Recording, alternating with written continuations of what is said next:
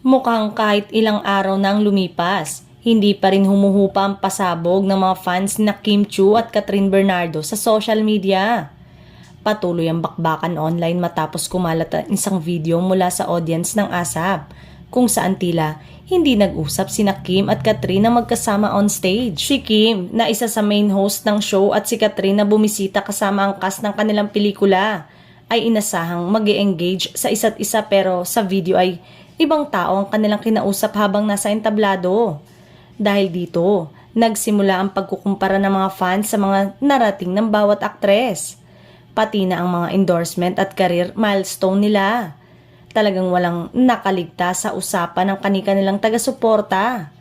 Sa kabila ng isyong ito, tila sinagot naman ni Kim ang mga haka-haka sa pamamagitan ng pag-post sa kanyang Facebook ng isang clip kung saan makikitang nagyakapan mula sila ni Catherine bago siya umalis sa stage. Parehong kilala si Catherine at Kim bilang mga prime actresses ng industriya ngayon at wala na silang dapat pang patunayan.